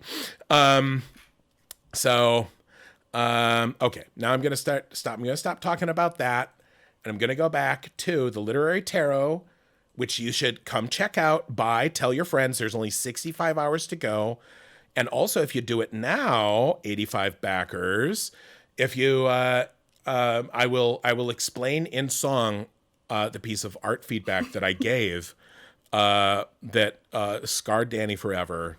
It didn't scar me. I was immediately like, if this man doesn't know me and he's going to start singing, I think he's going to have to be my new best friend. And to be fair, I think that was the second Zoom Yeah, I do. To be fair, I do think it was the second time. Which for me is, that shows I was being very restrained, and trying to not impress you too much, but I could not stop trying to impress you. So tell me a few stories of some of the other cards and interactions that you've made with other people, and a few things that cool choices people made that you didn't anticipate that you love about the deck. Yeah, that's a great question. So the very first celebrity that we brought on was Lev Grossman. So essentially, we didn't plan to do a literary tarot. Because of COVID, we can't do like traditional fundraising. We used to have like big fancy galas where like people put on ball gowns that got trashed and then pretended to care about literacy even though they really didn't. And that was like our whole fundraising model. So that was like very dubious. But yeah, we couldn't do it because of COVID, because we couldn't throw big parties. So we were really like, okay, how are we going to survive this? And we kind of got this kind of mad idea to start this literary tarot. But because of COVID, like we're super short staffed, like we're running a skeleton crew. And so I was like, okay, we need to keep it really manageable. Like it's a cool idea, but like we can't bring a bunch of people in because I can't manage that. Like, let's just get a couple pints and then invite the editors over. And then we'll just like fill out a spreadsheet and just like assign all 78 cards. You'll be unsurprised that's not what happened. So in that kind of like brewing phase, I really wanted to do a King Arthur card, but I was really struggling with what text we were going to pull from, because I mean that myth just resonates throughout so many different really important cultural icons and books. So I reached out to Lev Grossman, because Lev's been writing a book about King Arthur since I've fucking known him. And I was like, hey, Lev, this is what I'm thinking. And then Lev went on this incredible diatribe about King Arthur where I was like, oh, like, you know so much about this and you're being so insightful. It would make way more sense instead of me like Googling it and then like trying to track down my college professor to tell me something. Like if I went out to the actual people that knew about these texts and then I got them to come in and I was like, all right, this project that I thought I could pull off in a couple months is going to take the next like 2 years of my life. But yeah, we brought on Lev and it was really interesting because I thought with King Arthur that we would want to pair it with something like really masculine. You know, like King Arthur is like, you know, kind of like a man's man. Like he has his shit together. He's ruling a nation. But what Lev really loved about the entire myth was not so much the triumphs, but the tragedies. The fact that they would strive so hard for the ideal of Camelot, knowing that Camelot would someday end. And so we ended up offering pairings to him that were really about an ending of an era. And so he chose the World card, which for anyone who knows anything about tarot, it's really about like the circularness of the world. And you strive for something, but inevitably it dies and then it rebirths. And yeah, so it was amazing. Like the card has the Lady of the Lake coming out of the round table. And it's just, all of it's great. So Lev's pairing was really, really good. And of course, Lev eventually led me to Pat. So clearly very important. Now, can I just can I just say, if I had to pick, if I was going to put Arthur somewhere, do you know what I would do? You know where I would have put them? I would have made it. Where would you have put them? I mean, I would have put them at the Emperor, but now I don't want to say that because I feel like you're going to say something really witty and I'm going to feel bad about it. Well, no, like Emperor is good. Like I like the world because absolutely that's a cool place to put them. But, I would put Arthur in The Lovers. Oh, I like that. Because The Lovers, for those of you that are into tarot, and just to be clear, like I am a dabbler by nature. I know 1,000 things about 1,000 topics that I have like sort of fiddled around with a bit and learned a little bit about and then never really dug too deep. So like I know a lot of little weird things about tarot, but I'm not an expert. But I have been dabbling with tarot for like 30 years. And for The Lovers is really about choice. And what I always think about, because you're like, ooh, Arthur's a man's man. And I think that is true. And there's the city on the hill. I actually just had a really long conversation with Mike Martinez, who's on the board of World Builders, who's an author. He is an author who's also doing a book about Arthur, but setting it in the real historical Dark Ages when Arthur originated, which we had a great talk. That was fascinating. But my gripe about the Arthurian legend is always like the French brought in Lancelot in the 1400s because they're like, not enough love. Also, let's make the best knight French. I apologize to everyone for that accent I just did. But he's absolutely a French addition to this myth that was jammed in there later. But that is really the story that is stuck in the consciousness because, but my gripe, and people who have followed me enough or listened to me rant on streams enough have probably heard me talk about this.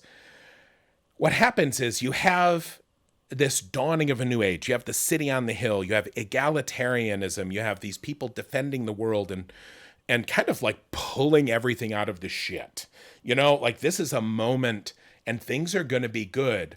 And of course, the nature of the story is that things are good and then they fall, which again is why the world is a very good card for that. But, what makes things go wrong is different in the different versions. Like sometimes it's Mordred and sometimes it's Nimue. But in the classic version now, what goes wrong is like Lancelot comes in and he's very good with the lance. And Guinevere, who's in a political marriage, is sort of like, Arthur's cool and all, and this was married, but that French boy though, like he's so hunky, and look at that lance. He handles that like nobody's business. And then in the classic story, they are off in the woods and they have like had a tryst, and then they fall asleep in each other's arms, and then Arthur wanders into the clearing and sees them asleep together. And here's what I have thought many times, because back in the day, I grew up in small town Wisconsin, but in the last 10 years, I've made a bunch of friends who are polyamorous. And what that means is that I learned in my 40s that like there are people who think that it's okay to love more than one person. And it's cool so long as you're honest and you talk it through and you're really good with Google Calendars. Apparently scheduling is a real nightmare. But ever since then, I realized that every complicating B-plot, every twist, every time a story needs dramatic tension, they throw in a love triangle that is predicated on the fact that you can't love two people. And if you try, then everything is destroyed and it ruins friendships and it creates chaos until you pick one person and then you can be happy. But as soon as you realize that there are a lot of people out there that like have many partners and love different people in different ways, and they make it work, and they're super happy and well-adjusted, actually, you start seeing this as a very weird, bad trope that runs through all of literature. And I always imagine, and of course, nowhere is it more emblematic than in this French-influenced Arthurian legend, where Arthur comes out and he sees his best knight, his bro, right? This guy who is his bosom companion, and then his companion with bosoms, and they have like hooked up, and these are two people that he loves, and he has a choice. And again, what is the card, the Lovers, about? It is about choice. And he's like, these are two people that I love, both in different ways. I could try to support them so that they could, it seems like they have done something here and they have found something good in each other. I could try to have the people I love have more good things in their life. And if I love both these people, why wouldn't they love each other? And maybe I could encourage and support them. Now, to be fair, they did not do good communication. Theirs was a violation of trust. There's a lot of other stuff going on there. But in that moment, no matter what came before, Arthur walked into the clearing and he saw these people and he's like, I love these people. I can have a huge hurt feelings hissy fit and destroy civilization. And then there's a host of other options.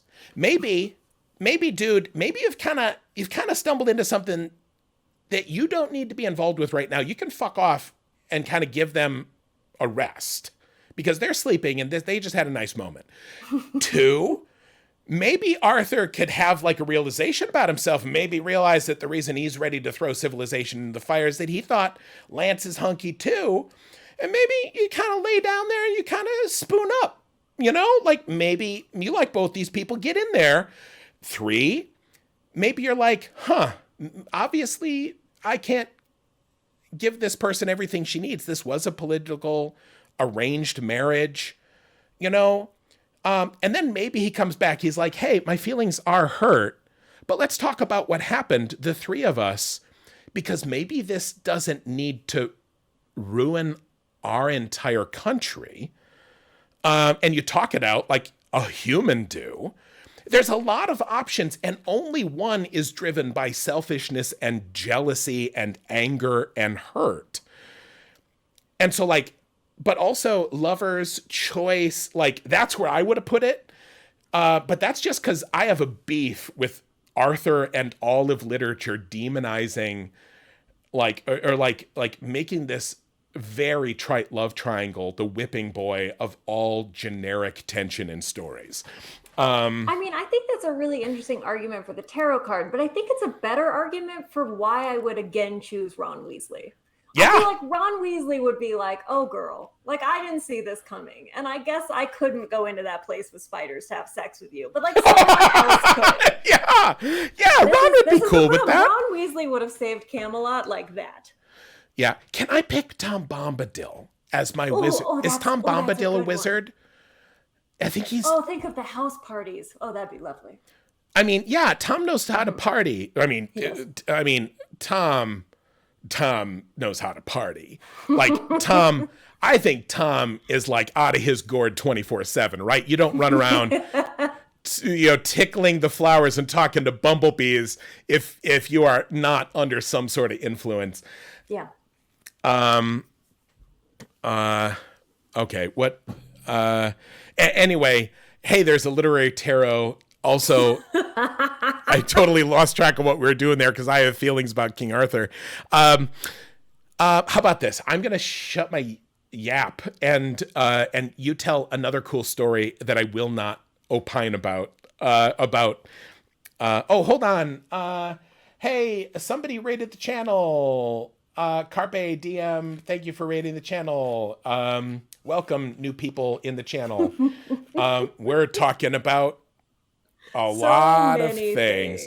Can't bring you up to speed in the spur of the moment, but also there is the literary tarot project we have joined forces to form a superhero duo of our Patrick, charities. say my name. Say my last name. Come on, you've got it now. Who are the people who have come together to do this? Hey, everybody out there. This stream is to announce the amazing pairing of World Builders and Brink charities, along with Pat Rothfuss and Dani Hedlund. Oh, God, you rocked that. I feel pretty good about that. But you can jump in, and if you back at the $60 tier, I used up all of my savvy just using a radio voice. If you back at the $60 tier, you get a bunch of stuff, a Kickstarter a postcard that's only available there in that tier, featuring the Fool card that we designed for this. And also the money goes to support not one, but two great charities that are looking to make the world a better place, and improve people's lives in so many ways. So now tell me another story. Also, how about this? I without even realizing it, we tore past an hour, and I could talk to you all day, obviously, but I think we should plan on putting a cap on this at 6. Okay, I like it. Just so that you can get your life back. And because I can only imagine, like, I've got some promo to do for Geeks Doing Good. You, I don't doubt, have huge press and everything to do for your Kickstarter. And everybody who's just tuning in, the reason that this tier is called Foolish Together is that we're both running our own fundraisers, and we've decided to do stuff with each other instead of keeping in our lane. And I love it. I love it, and I feel good about it, but also we are silly to do this. So if you back at that $60 level, and if we get 100 people backing this tier before 6 o'clock, at Dani's request, I will sing the song to you that I sang to her when I was talking about Don Quixote for the Fool card. But while we're waiting to see if people will stomp in and do that, we're only 6 away. I keep just chronically, that's not the right word. I keep refreshing my screen. I know words. I do this for a living. Chronically is very appropriate because when I'm doing like our end of year charity fundraiser or something like this, or the Indiegogo, I hit refresh like a rat in a Psych 110 experiment, you know? Yeah. I push it. So yeah, tell me about another card that is cool, or another cool interaction with an author. Like, spill some tea here. I want to know. Okay. I want to know the dirt. I want to know the seamy underbelly of this charity and all of the dark secrets. Well, one of the things I really loved about the project is I just didn't realize how many authors were into tarot. Like, I would say about half of the authors were like, Dani, I don't know what the hell this is. Like, you need to walk me through it. So I have a whole team of like super awesome witchy people that will give options to our authors after we kind of listen to them talk about what they like about their books. But then there was just people that were so into it. So when Margaret Atwood signed on, she was like, well, Dani, I've just been into tarot for years now, and I have my friends come over on Sunday. We do readings. I'm very opinionated about this. So I want to choose my own card. But beforehand, I want a really in-depth look about like how we renamed the minor suits. So if you don't know shit about tarot, there's 5 suits, major arcana, which is where Pat's is. And then there's 4 suits under that in the minor arcana that kind of each focus on a different sort of attribute of how you engage with the world. And so I had this like huge nervous document made for Margaret where I was like, oh God, I haven't really thought through this. Oh fuck. So I'm just like making this PDF in the middle of the night because I don't want Margaret Atwood to tell me she doesn't love me. Yeah, she was just so sweet about it. But she ended up pairing Jane Eyre with the Queen of Light. And that's the Cups suit for anyone who knows about tarot. And her logic behind it was really great. That card has this idea of like being very generous and nurturing in the upright, but also kind of not having a crueler streak, but kind of just being a bit harsher and a bit more demanding on the other side. And she really wanted to focus in on the moment where Jane is putting out the fire in the house. So it was amazing that she knew that much about tarot. And I spent the entire time being like, the same fingers that typed The Handmaid's Tale typed my name. Oh my God. So, God, I mean, that was such a fun card. And it was one of our first major celebrities that chose a minor arcana card. And she started like this weird, amazing trend where it was just like, Mark Millar was like, oh no, I need a minor card. That's what people are doing. And I was like, okay, Mark Millar, I'll get you that. And honestly, seeing the people who jumped in and grabbed some of the minor arcana, you know, being from the Midwest, I feel like I didn't just grab like something out of the majors. And to be clear, everyone, when I heard about this, what I did was I'm like, give me the Fool. Like, I'm in. Give me the Fool. I'm in. Do it now. I know what I want, and it's Schmendrick the Magician and the Fool. And they're like, well, it needs to be in the public domain. And I'm like, no, it doesn't. I know Peter Beagle. I can get permission. This is a literary character. It's a classic. And you're like, well, we could, you know, in the future we'll maybe do it. I'm like, seriously though, I can introduce you to Peter S. Beagle. He's cool with it. And you're like, well, come play with everyone else who's doing it by the rules, Pat. And then I'm like, okay. And I'm like, Mary Poppins as the magician. And then I looked and I'm like, fuck, not in the public domain yet.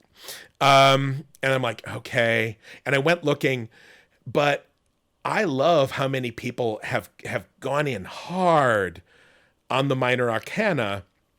I feel a little basic being so excited about the Fool, because of all the cards everyone knows, it's the Fool and the Magician. But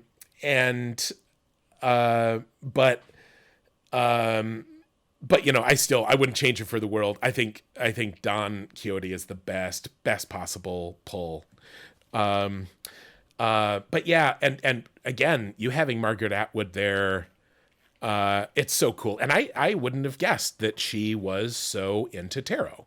Yeah, she brought on some of her tarot friends. She was like, Dani, would it be okay if I invited some friends? And I was like, Margaret Atwood, you can have my first child. I don't care. Yep. Kelly Sue DeConnick was one of the ones that chose their own card as well. I've worked for Kelly with Kelly Sue for years now, and I never knew she was into tarot. So I was very sheepishly like, we're working on another project together. I was like, hey, like we have this thing going on. And she was like, oh, God, Dani, like I pull a tarot card every morning. Like Matt, her husband, and I, like, that's what we do. We're super into it. I'd love to do it. And she's like, and I identify with the King of Swords. Also, for anyone who knows Kelly Sue, it's so fitting that this would be what she thinks. Yeah, King of Swords I think is pretty solid for Kelly Sue. Yeah, so we just had this really long discussion about kind of what we could pair it with, and Kelly Sue ended up deciding on Marcus Aurelius's Meditations. And for anyone who has like a philosophy degree that costs a lot of money but never helped us get jobs, like myself, like it was this amazing moment of being like, oh, you think my philosophy degree is impractical? Because now it's in pop culture. It's this like really incredible philosopher. He was a Stoic philosopher during one of the most tumultuous times in Roman history. So that the King of Quills for us is all about like having a clear, logical mind, but being pulled by the more radical nature of your heart. And I just love his figure, just seeing these crumbling, world beneath him and then trying to focus on thought. It's just Kelly Sue. It's really fucking brilliant. Yeah. The other one, and honestly, part of the reason that I have always, like, when I am at my best, I am the Fool. When I have been happiest in my life, I have been the Fool. And when how about this? When I'm happiest, I have been the Fool. Perhaps when I am at my best, I am the Magician. Which is really, the Magician is just the Fool who is more in control and able to do things. In fact, all of the major arcana, if viewed in a certain way, it is the story of a person's life. We all start as Fool and we move to Magician and then through Magician. Which again, I'm not that into tarot. I've been around it for a long time, and I've like accreted a lot of interesting little tidbits.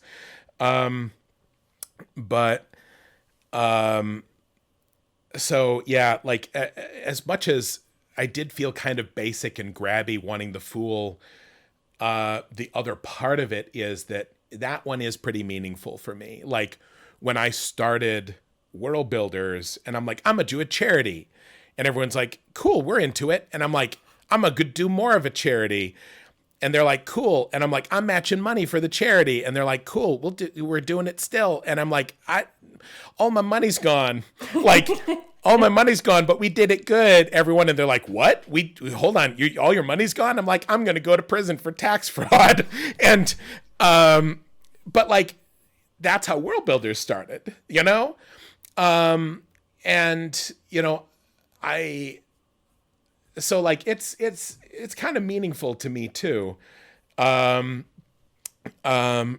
you Kat, talk? if it makes you feel better, I really wanted the Fool or the Magician. And my COO, who is the love of my professional life, she's this tiny little half Brit, half Cypriot. So she's got all the like loudness and just she's mean to me in like the Greek Cypriot way, but she says it really politely in a really sexy accent. And I find that very emotionally confusing.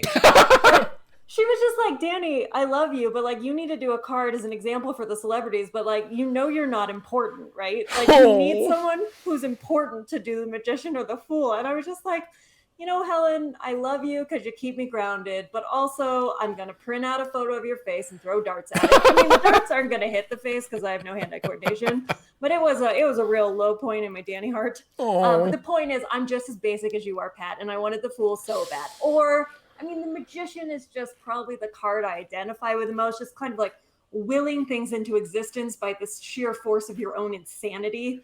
But yeah, I couldn't get either of those. Yeah, and I'm looking now because I'm like, what did it end up being? And I'm going to switch over here to the other overlay. Hold on. Hey, no, wait, I'm just in the wrong window. Boop. For anyone who came in late, Pat did some really good tech stuff early on, and he's really disappointed with himself about it. And I've just exhausted all of my technical mojo, so that now I'm donking it on the reel. And only to distract people slightly, because I see people coming up with their own options. For anyone who did back, we're allowing you to like choose 5 of your own cards. So you get the exact same experience Pat did, but as the community. So if anyone is backed, you can go into the last update and there's a link and it'll show you all the places. So we're going to make you a new Fool, Death, Star, Moon, and Magician. And it's just your own, like you just get them with your deck. So if you want to like pontificate wildly about that lit degree that we really don't use anymore, that's a fun thing to do. So I'm looking at the Magician, and without scrolling up a little bit more so that it says, is this Hanuman the Monkey King? It is. Yeah! That's such a fucking, who did that? Ming Chang did it. It's amazing. Like, super great that we got some really strong diversity on this. But also, like, for anyone who knows this myth, like, what the image depicts is the monkey is this great, amazing trickster. But he just takes tufts of his own fur out and then blows them into things. So Sam did just such cool art on that. And the gold lines the bird, so it's printed in, like, gold metallic foil. So it'll catch the eye all magically. That is so good. That is so good. Yeah, she did a better job than I would have, but I'm pretty pissed off about it. Well, and the thing is, the difference between the Magician and the Fool, because in some ways you can view that as the entire journey. You start Fool, you end Magician, but no, if you're looking at tarot in a certain way, you start Fool and you end at the end of the Arcana. That is your growth as a person. So if you hit Magician and you're like, done, it's like, whoa, my dude. Like there's a lot maybe later in your development that you might be skipping on. Hanuman is such a good pull. Okay, I'm just refreshing because right now we have 6 minutes left and there are 98 backers. Well, that's so close. So if 2 more people come in and back this $60 level, before the end of the stream, I will sing an explanatory art direction song at you. And you know, and also I can't stop looking at these cards. How about this? Let's go briefly to the chat and say, are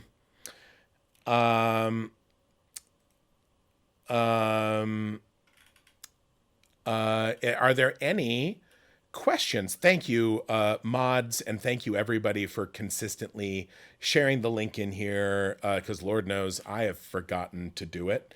My favorite word is vivacious. Vivacious is a very good word. But yeah, if anyone has any questions, feel free to drop them in here. Any books by Dani? I run a nonprofit, which means I'm never, ever, ever going to turn in manuscripts to my agent, ever. Ever. I pretty much run a nonprofit to procrastinate writing my own damn books. Sorry about that, guys. But we put out a really pretty anthology, and I write a pretty good editor's note in it, so that's like the same thing. I feel attacked. Now hold on. What do you love most about Tolkien's work? Is absolutely a leading question. Skoyas says, I like this question. Dani, will you come back and hang out again, please? Yeah, Pat and I are best friends. I don't care if he wants to bring Neil Gaiman on. I'm going to be like, Neil, get the fuck out of here. This is Pat and I time. Okay. I mean, she said it on the stream, and that means it's legally binding. We're best friends forever. I like it. I mean, we're going to get our matching cloaks. Like, this is going to be very serious. That's in many cultures that would make us married. That's going to be weird for us to explain to like other people in our lives, but I think they're going to see the cloaks and they're going to be like, we can't deny this. Like these cloaks are perfect. Yeah. Now, will the cloaks be the same color? Because I don't know if I'm an autumn like you, Patrick. What is my color tone? No, you're a bright spring. Yeah. Actually, I know nothing about that thing. It's super fun to watch you try though. I say autumn because I actually know I probably am an autumn, but I don't know anything about it other than that. So I do it as a joke just to flummox the people who look at me and they're like, how dare you reference a fashion thing I know about, despite the fact that you obviously only own 4 dozen identical black t-shirts and you never wear anything other than the same pair of jeans or cargo shorts. To be fair, Patrick, I think in all the times that I've Zoomed with you, I've worn this t-shirt like 3 of those times, and I've had it since high school. I'm such a rubbish girl. Like, I don't know how to put on makeup, because when I was 12 years old, I wanted to go for Halloween as Ginger Spice. And so I stole my mom's mascara, and I poked myself in the eye so hard that I had to wear an eye patch for 2 weeks. And now I don't know how to be a girl, because I just look like gimpy pirate Ginger. Dani, first off, I love that story. And second one, you also have that story, but you were trying to dress up as Baby Spice. Dani,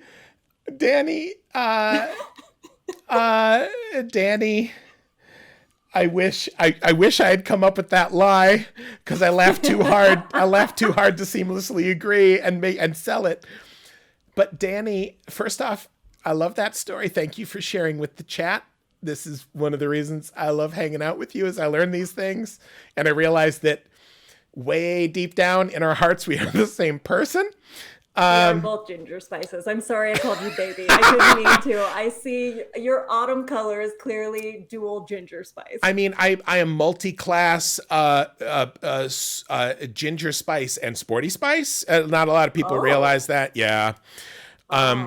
It's I mean, the problem is it's not a very good character build. All the skills are you got a lot of dumb stats. Like, neither of those two can sing. Like, I'm not sure what you brought to the party here. It was not a good build. Yeah. But I will say, like, I do quite a good smoky eye. Which, now given, no, you're not a winter. But I will say I look very good with a smoky eye. I'm sorry, what is a smoky eye? Oh, no, wait. Oh, Dani, you don't know it, but I love the fact that you are just such an ideal conversational foil, because that I wish I had laid that as a trap, because now smoky eye. No, did I misspell smoky? Smoky. I'm sorry, this is the second thing I've asked you I didn't know, but you wouldn't Google the other one in front of me, so I'm kind of offended. Was the other one Dick Wizard? Yes, it was. So here's the thing. Dick Wizard is very much an in-joke here in the stream. So I would have taken you to the internet for that, but also it would ruin my search history even worse than it already is. Okay, fair. I'll definitely get on I'll get on Helen's computer. I'll be like, oh, Helen, you don't think I'm cool enough to do the fool? Now you got some weird porn on your computer. So this is a smoky eye, this very dark eye. Oh, wait, I was right. It should have an E. So there's all the images for smoky eye. Ooh, I don't think I could pull that off, but I definitely see with your like high cheekbones, you could rock that. What, are you ready for this? Oh, you can't see. You can't see. So what I'm doing here, but I'm doing, let's go all the way back here so you can see. Hold on. Smoky eye Rothfuss. You ready? I'm so worried that this is something that can be searched. Oh, now I feel smoky eye. Oh, now I'm angry. I'm angry and I'm sad because I look really good. How can this not be embedded into Google? Patrick, goddamn Rothfuss. Okay, well, that's more close, but not, it doesn't show the smoky eye. Okay, how about, I'm not. You're realize not giving up. I'm not giving up. Very important. This is so important to me, just because, honestly, it's one of the very few good pictures of me in existence. Patrick Rothfuss. Wait, it's not just like the backdrop on your laptop. Like maybe if you just turn that screen down, you're just gonna have a huge photo of yourself that you wake up to every day. I mean. I mean, hold on. How else? Hey, everyone, how should I do this? Oh, Rothfuss makeup, maybe. Yeah, that'll do it. Rothfuss makeup. I mean, we're going to end up finding something really terrible eventually, everyone, and I apologize for that. Patrick. Maybe it's Rothfuss in makeup. There it is. Here I am. Wow. Okay, that's not a great picture, but it shows that I can. Oh, wow. Right? Now that's me looking a little more Dread Pirate Roberts than I was really shooting for. Honestly, I think that's a really strong look for you. Like you add a really nice cloak with pockets, and I think you're going to dominate Wisconsin. You know, I think ultimately it's what this is. Oh, yeah. Oh, hey, yeah. This is actually off my Twitter. Where else could I find something like that? Praise the Lord, you have these 352 people to make sure you can find photos of you wearing makeup. Yeah. Apparently, it takes a village to deal with my bullshit. But no, here is this. This was after I was on stage. Probably doing a D&D thing, I think. But yeah, it worked. Also, I got this makeup put on me, but I did not realize I did not know how to take it off. And so like I ruined all of the towels and washcloths in my hotel room. Can you just not wash makeup off your face? I feel like I'm an 11-year-old boy right now. Apparently no. Like, hey, Dani, I want to take this journey together. Both of us learning how to do better makeup on the stream. Okay. Oh, I mean, I don't even find us as entertaining as everyone else, and I would watch us try to put on makeup. We'll both be wearing eye patches. Oh, hold on. So hold on. A bunch of people are submitting other images of this. Skoyas, who I trust and hopefully will not betray my trust, is okay. No, okay. Anyway, everyone, thank you for your help. Sorry I wasn't looking. Anyway, did we hit our stretch goal? Everybody, let's go look at away from the the terrible thing that now that you've seen, you can't unseen. I saved that photo as the backdrop to my phone. I think it's really going to inspire me to like really do good work in prison next time I'm there. Oh, here we go. 106. Woo-hoo! So, as I said before, we were talking about the Fool. We were talking about Don Quixote, spelled Don Quixote. Oh boy, what is this? Here we go. This was my original art inspiration for Don Quixote. I have no. Oh wow, I've changed my mind. We don't need cloaks. We need that boa cloak. I mean, What is that? I'm not saying I wouldn't wear this. I'm saying I think you could rock that with cargo shorts. I mean, if I had abs like that, I could rock anything. We could draw those abs on both of us. Just like it's Stormy Shadow, but in the ab area. Okay. Don Quixote is like this, and as you see, he has this helmet, which, as I said, it does kind of look like somebody took a bite out of it. And so they did some art sort of showing him in the wide-brimmed hat, helmet. But then I'm like, oh, actually, what this really is it's not actually a helmet, because Don Quixote is crazy.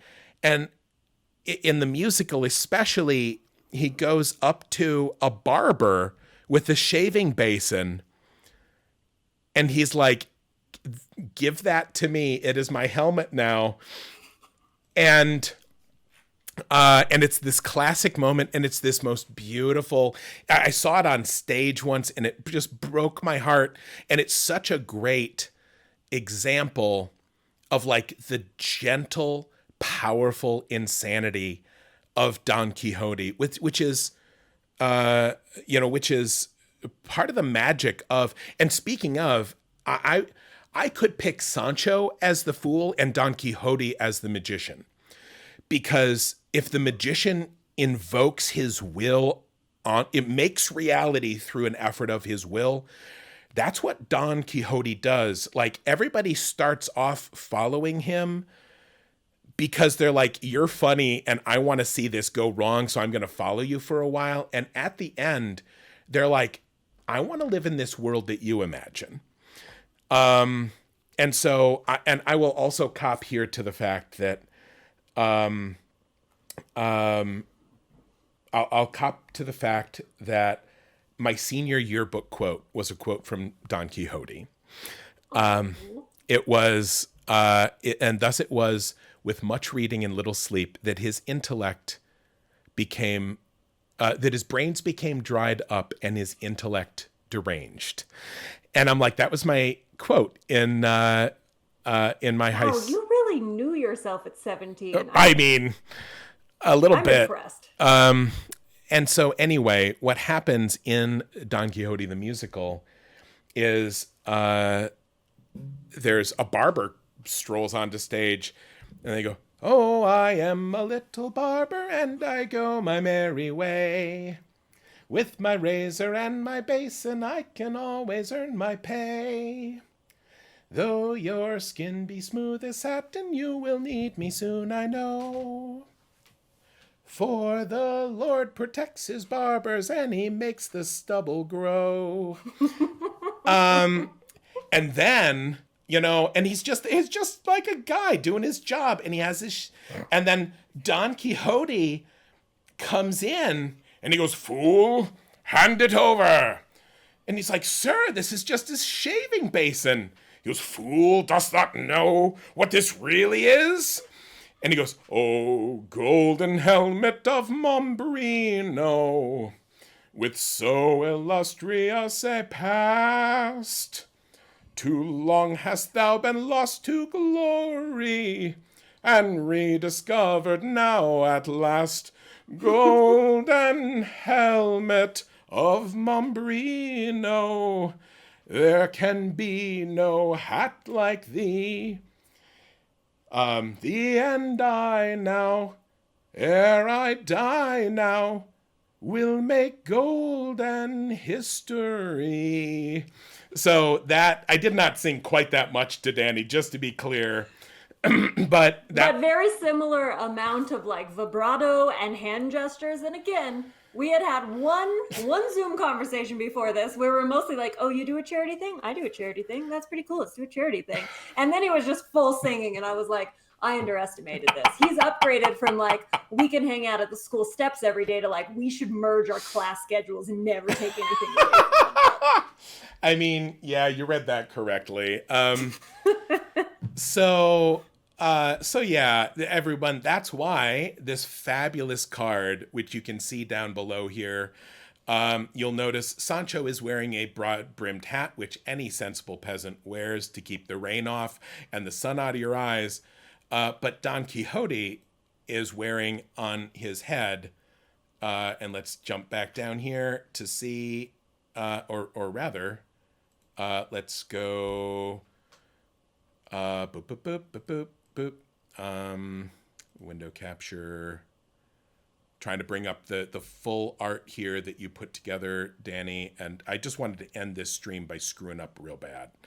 Window capture. Here is, I can show you my calculator. Come on, it's right open here. There it is. Yay. So here it is. You see Don Quixote, you see this marvelous, the shaving basin on his head. And it's just been such fun getting to know you, Dani.